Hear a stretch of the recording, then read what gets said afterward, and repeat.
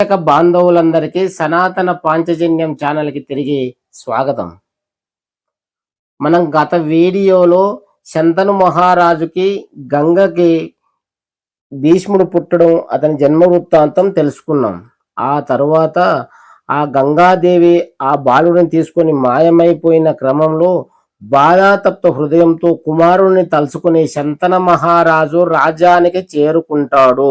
ఆ విధంగా చేరుకున్న శంతన మహారాజు పరాక్రమవంతుడై కురువంశ రాజులకు ఇష్టమైన హస్తినాపురాన్ని రాజధానిగా చేసుకుని భరతఖండంలో ఉండే రాజులందరినీ సామంత రాజులుగా చేసుకుని ఈ భరతఖండాన్ని సత్ప్రవర్తనగా పరిపాలిస్తూ ఉంటాడు.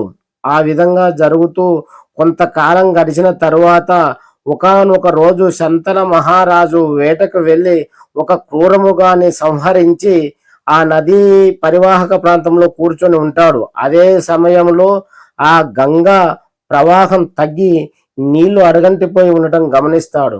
ఏమిటి విచిత్రమని కారణం తెలుసుకుందామని వెళ్ళిన ఆ మహారాజుకి ఒక బాలుడు విశాల శరీరుడై రూప సౌందర్యంతో మహాబాహువులు కలిగిన ఒక బాలుడు అక్కడ అతనికి కనబడతాడు. అతడు తన తీక్షణమైన బాణాల చేత ఆ యొక్క గంగా నది ప్రవాహాన్ని అడ్డుకుంటూ ఉంటాడు. అది చూసిన ఆ మహారాజు కాస్తంత అచ్చరు అంది ఆ బాలుని దగ్గరికి వెళ్ళి అతని ముఖ వర్చస్సు చూసి అలా స్థానువై నిలబడిపోతాడు. అతను ఎవరో ఇతను గుర్తించలేకపోతాడు. ఆ బాలుడు మరెవరో కాదు, చిన్న వయసులో ఇతనికి గంగకు పుట్టిన 8వ బిడ్డే ఆ బాలుడు. కానీ చిన్న వయసులో అతన్ని వదులుకున్న కారణంగా శంతను మహారాజు అతన్ని గుర్తించలేకపోతాడు. కానీ ఆ బాలుడు తన మాయ చేత ఇతన్ని ఒక మోహానికి గురి చేస్తాడు. అతడు ఆ మోహ విషయంలో ఉండగా ఆ బాలుడు అక్కడి నుంచి అదృశ్యమైపోతాడు.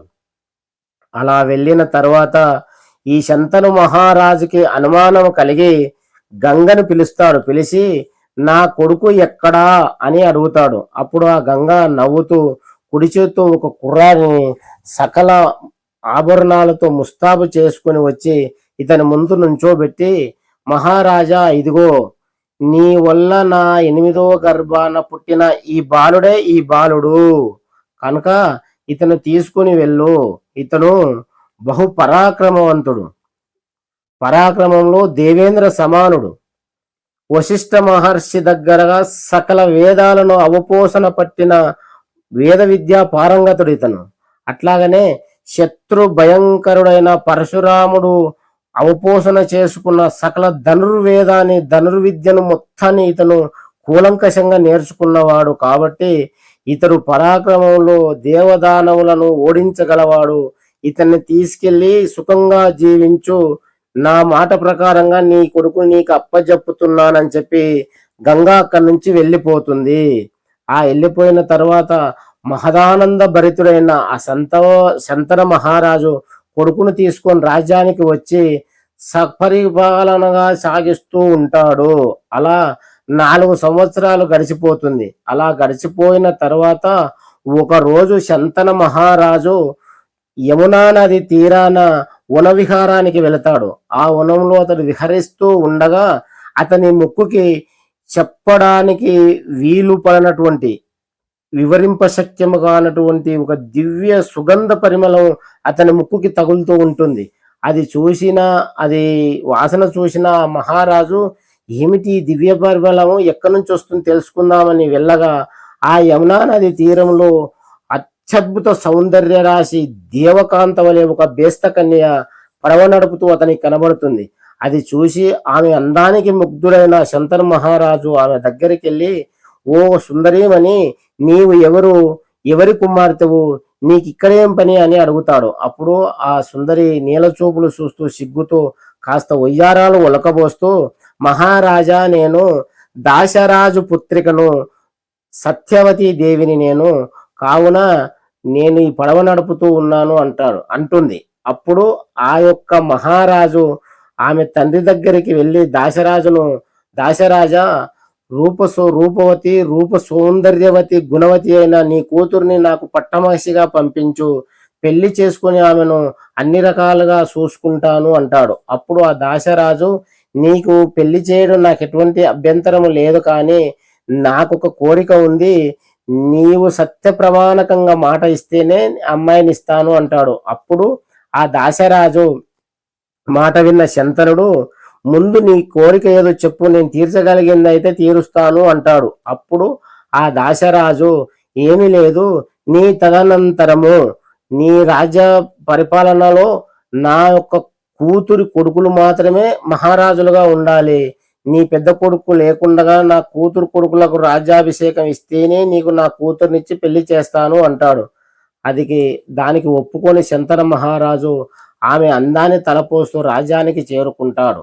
అలా చేరుకున్న శంతన మహారాజు ఆమె అందాన్ని లోపల తలుచుకుంటూ రోజు రోజు చిక్కి శల్యమై నిద్రాహారాలు మానేసి అస్థిపంజరంగా మారిపోతాడు.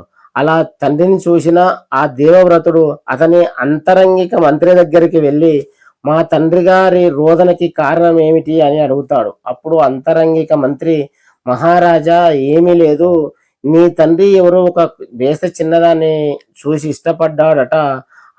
ఆమె తండ్రి, మీ తండ్రి అనంతరము ఈ రాజ్యభారాన్ని ఆమె కూతురు కొడుకులకు ఇస్తేనే పెళ్లి చేస్తానన్నాడంట. అందుకే మీ తండ్రి నీకు అన్యాయం చేయలేక, ఆమెను మర్చిపోలేక లోపలోనే మదనపడుతూ విరహావేదన చేత ఈ విధంగా నశించిపోతున్నాడు అని చెబుతాడు. అప్పుడు ఆ దేవవ్రతుడు వీళ్ళందరినీ వెంటబెట్టుకొని సామంతరాజులను వెంట తీసుకొని దాశరాజు దగ్గరికి వెళ్ళి దాశరాజుకు నమస్కరించి, ఓ దాశరాజా, నీవు నీ కూతుర్ని నా తల్లిగా నాకు అప్పచెప్తే తీసుకెళ్ళి రాజ్యంలో మా నాన్నకిచ్చి పెళ్లి చేస్తాను అంటాడు. అప్పుడు ఆ దాశరాజు, నీవు రాజ్యభారం తీసుకోకుండా నా మనమళ్ళకి ఇస్తేనే నీకు నేను తల్లిని, నా కూతుర్నికి తల్లిగా ఇస్తాను అంటాడు. అప్పుడు ఆ దేవవ్రతుడు, నేను మాట ఇస్తున్నాను, నేను నా కొడుకులు కానీ ఈ రాజ్యాన్ని తీసుకోరు, నీ కూతురుకు పుట్టిన పిల్లలకు మాత్రమే రాజ్యాన్ని ఇస్తాను అంటాడు.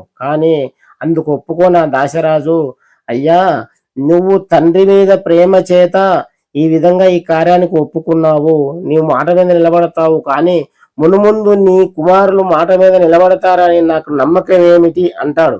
అప్పుడు ఆలోచించిన భీష్ముడు, ఇదిగో దాశరాజా, ఇప్పుడే ఇన్ను, సకల మునిజనుల సాక్షిగా, దేవతల సాక్షిగా, పంచభూతాల సాక్షిగా ఇప్పుడే మాట ఇస్తున్నాను, నేను ఎటువంటి పెళ్లి చేసుకోకుండా అజన్మ బ్రహ్మచారిగా ఈ జన్మంతా ఇలాగనే ఉండిపోతాను.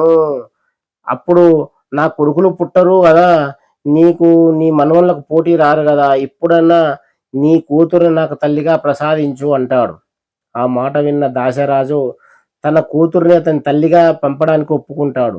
అప్పుడు నింగిలోంచి దేవతలు, బలి, దేవవ్రత బలి, ఇటువంటి ఈ శపథం ఇంతకు మున్నెన్నడూ ఎవరు చేయలేదు, ఆ తర్వాత కూడా ఎవరు చేయరు, కాబట్టి ఇంత భీషణమైన ప్రతిజ్ఞ చేశావు, కాబట్టి నీవు భీష్ముడని పేర భూలోకంలో కలకాలం వృద్ధిల్లుదువుగాక అని వాళ్ళు దీవిస్తారు. పైనుంచి పూలవాన కురిపిస్తారు.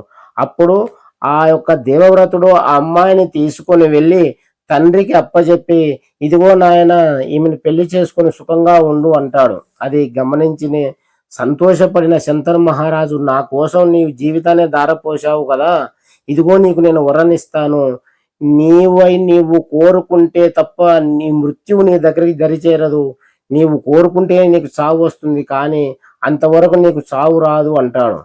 ఈ విధంగా దేవవ్రతుడు భీష్ముడిగా మారి కురువంశానికి పెద్ద దిక్కుగా మారతాడు. ఇంతటితో ఈ వీడియోకి స్వస్తి పలుకుదాం. స్వస్తి. జై శ్రీమన్నారాయణ.